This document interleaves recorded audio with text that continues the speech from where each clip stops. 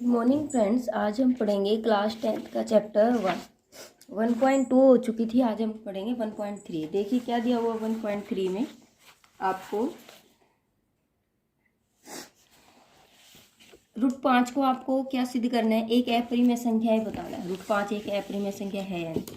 तो देखिए कैसे लेके चलेंगे हम। क्वेश्चन नंबर फर्स्ट, ठीक है, इसमें हमें √5 को अपरिमेय बताना है। पहले हम इसके केस में हमें क्या लेके चलना पड़ता है, उल्टा लेके चलेंगे हम। ठीक है, हम ये मान के चलेंगे, माना √5 एक परिमेय संख्या है। ठीक है, अगर ये परिमेय है तो हम इसे p/क्या की फॉर्म में लिख सकते हैं, और क्या जो है वो 0 नहीं होना चाहिए। ठीक है, दूसरी कंडीशन क्या होती थी, इन दोनों का जो HCF है p और क्या का, वो क्या होना चाहिए, आपका 1 के बराबर होना चाहिए। ठीक है, यही कंडीशन होती थी हमारी। ठीक है, ये हो गया √5 बराबर में p/क्या हो गया। ठीक है, √5 बराबर है ये p/क्या। अब हम क्या करेंगे, क्रॉस मल्टीप्लाई कर देते हैं। क्या कर देते हैं हम, क्रॉस मल्टीप्लाई। तो ये हो जाएगा √5 क्या बराबर हो जाएगा ये p के। हम दोनों तरफ क्या करेंगे, दोनों तरफ वर्ग कर देंगे। दोनों तरफ वर्ग करने पर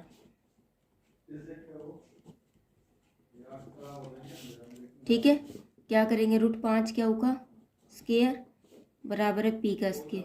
क्या हो गया, 5 क्या होगा स्क्वायर बराबर है p का स्क्वायर।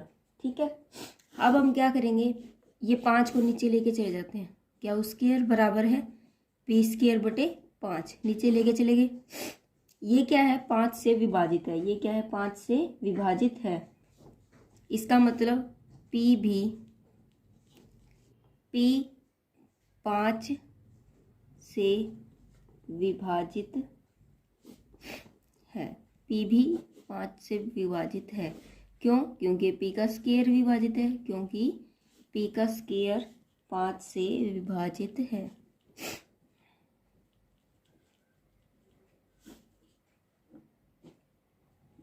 ठीक है, p का स्क्वायर भी 5 से विभाजित है और p भी 5 से विभाजित है।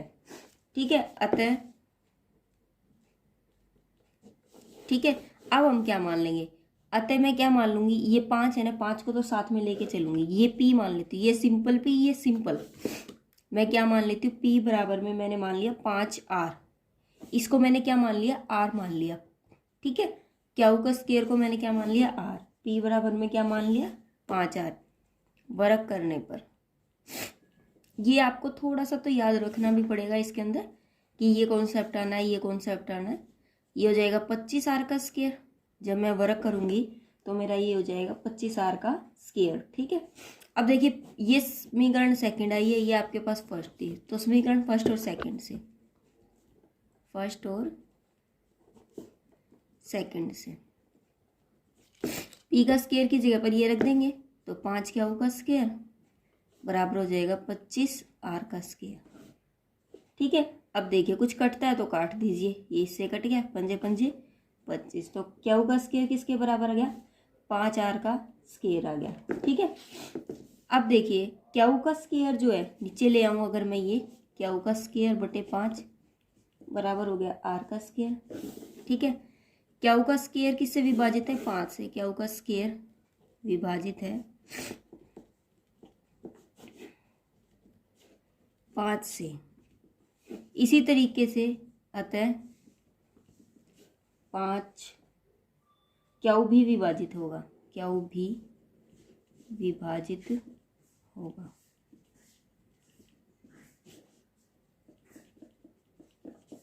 ठीक है, अगर क्या का स्क्वायर विभाजित है तो क्या भी विभाजित होगा। ठीक है, अब देखिए 5 से p भी विभाजित हो रहा है, क्या भी विभाजित हो रहा है। 5 से p व p है क्या दोनों ही विभाजित है, दोनों ही विभाजित है। तो इनका HCF क्या आएगा, अगर ये दोनों p/क्या हुआ, अगर दोनों ही 5 से विभाजित है तो इनका HCF भी क्या आएगा, 5 आएगा। इनका HCF 5 होगा। ठीक है, और लेकिन हमें कंडीशन क्या दी गई थी कि HCF क्या होना चाहिए, पी और क्या होगा 1 होना चाहिए, लेकिन यहाँ पर HCF क्या आ रहा है 5 आ रहा है। अगर HCF 5 आ रहा है तो हमारी जो अवधारणा थी, जो हम मान के चले थे ये परिमेय संख्या, वो गलत हो गई। अतः यह एक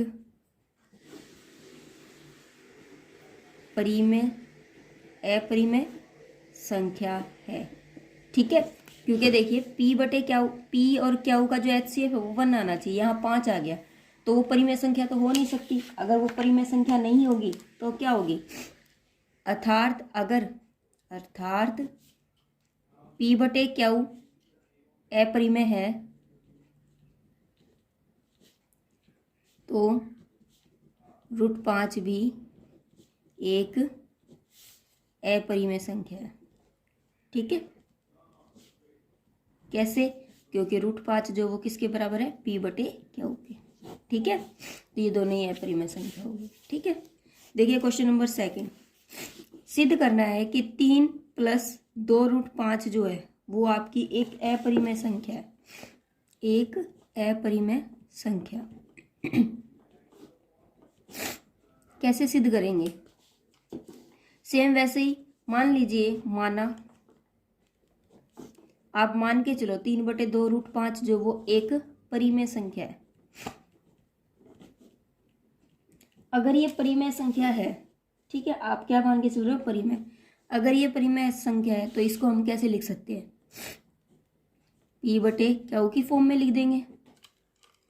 ठीक है, दूसरा क्या परिमेय संख्या की कंडीशन क्या होती है, 0 के बराबर नहीं आना चाहिए, और जो HCF है P और क्या का वो किसके बराबर आना चाहिए, 1 के।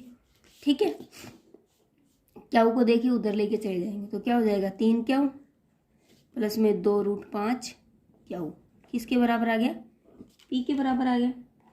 ठीक है, या फिर ऐसे भी कर सकते हैं इसको, ये P बटे क्या होता है ना, ये 3 उधर ले जाओ। ठीक है, इसको न करके इसको कर दो, क्या करेंगे, 2√5 को यहीं रख देते हैं, P बटे क्या -3, √5 को यही रहने दो, P बटे क्या -3, ये बटे में 2 आ जाएगा पूरे के। ठीक है, अब देखिए आपको दिखने से भी पता चल रहा है कि इसका और इसका जो HCF है वो क्या आएगा, 1 आएगा। क्यों, क्योंकि इन दोनों के बीच में कुछ कॉमन ही नहीं आ रहा, हमें पता ही नहीं है क्या कॉमन आएगा, तो 1 ही कॉमन आएगा।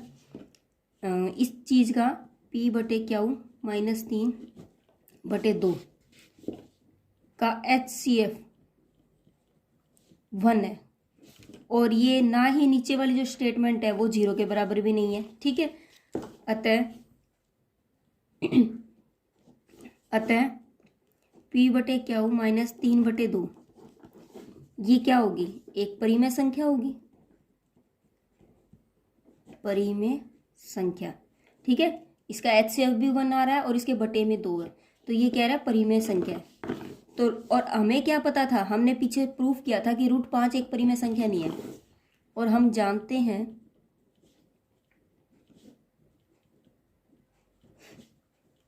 √5 एक अपरिमेय संख्या है।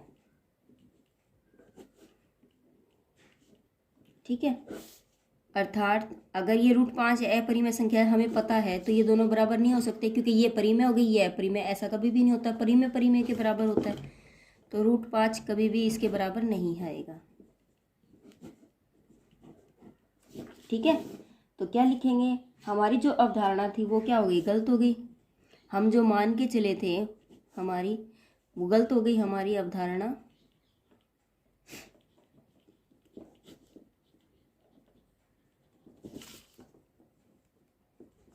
अतः 3 + 2√5 एक अपरिमेय संख्या है।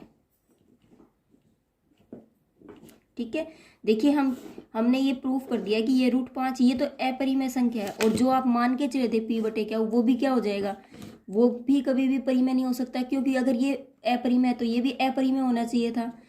तो ये तो क्लियर है कि ये तो हमने प्रूफ कर चुके हम, तो ये तो अपरिमेय रहेगा, तो इसके बराबर वाला भी क्या होगा, अपरिमेय ही होगा।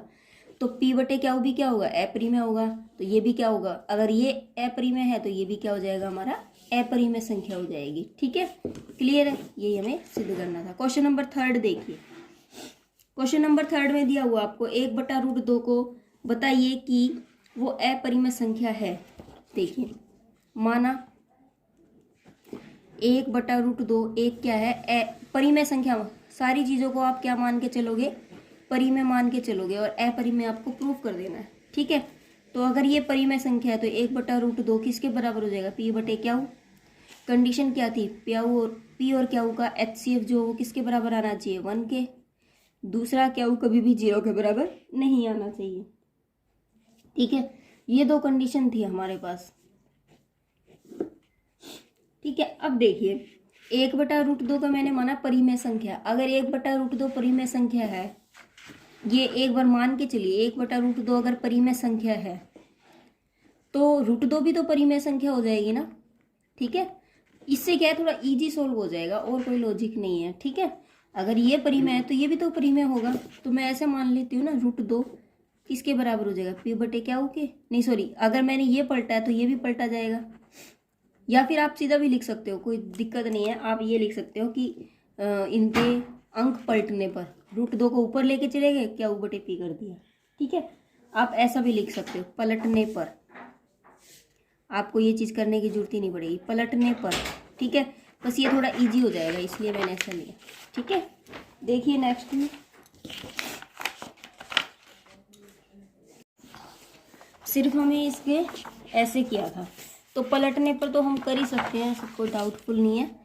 तो हमने क्या किया, √2 बराबर है क्या बटे पी कर दिया। ठीक है, अब ये देखिए हमने ये कर तो दिया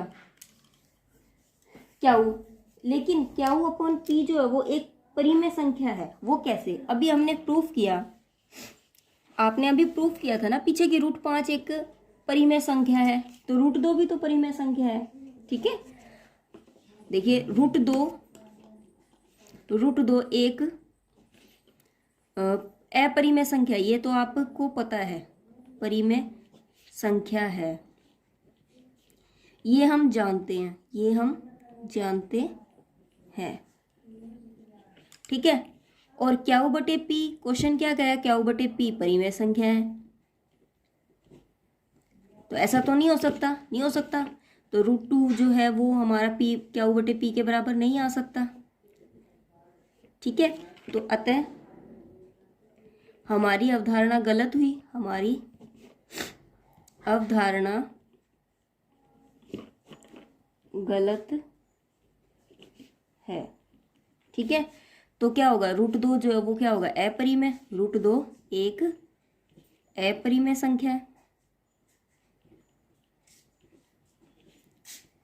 अगर √2 अपरिमेय संख्या है तो 1/√2 भी एक अपरिमेय संख्या होगी।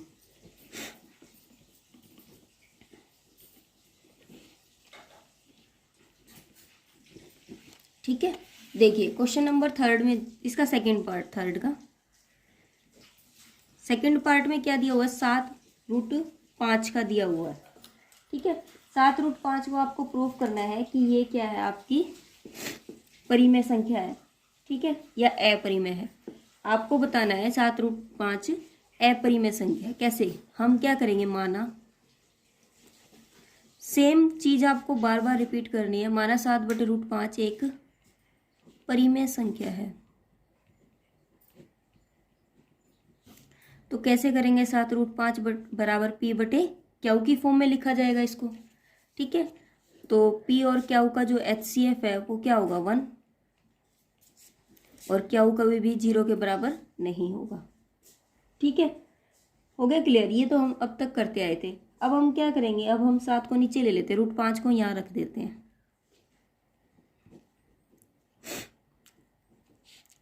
आपने जो चीज मान के चली थी, आपको पता है √5 क्या है, एक परिमेय संख्या है, √5 अपरिमेय संख्या, ये तो आप जानते हैं।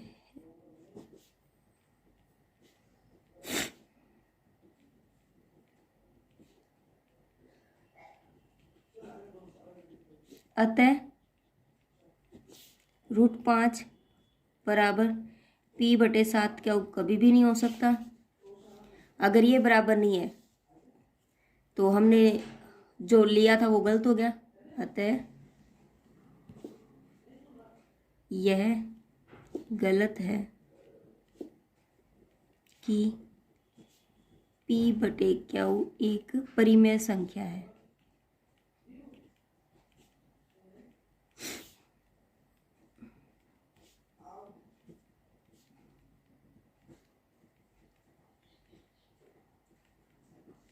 अपरिमेय संख्या हो गई। ठीक है, सिद्ध हो गया। थर्ड का थर्ड पार्ट देखिए क्या दे रखा है, 6 प्लस रूट 5। जैसे आपने ये क्वेश्चन किया था ना सेकंड पार्ट इसका सॉरी सेकंड क्वेश्चन जैसे किया था सेम वैसे ही है। देखो क्या मान के चलेंगे हम ये मान के चलेंगे कि ये परिमेय संख्या है। अगर ये परिमेय संख्या है तो इसको हम P बटे Q की फॉर्म में लिखेंगे। Q कभी 0 के बराबर नहीं आना चाहिए और जो HCF है P और Q का वो किसके बराबर आना चाहिए, 1 के। ठीक है, 6 को उधर लेके जाएंगे, √2 बराबर है P बटे Q माइनस का 6 हो जाएगा। ठीक है, ये क्या हो जाएगा, माइनस का 6। हम जानते हैं कि √2 हम जानते हैं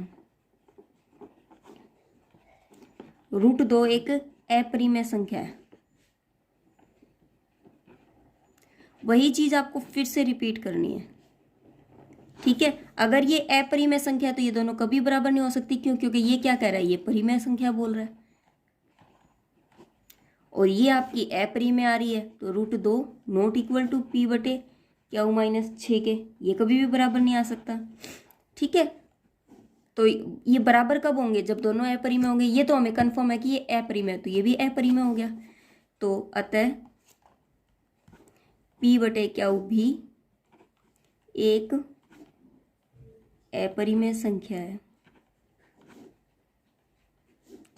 तो 6 प्लस √2 भी अपरिमेय संख्या है। ठीक है।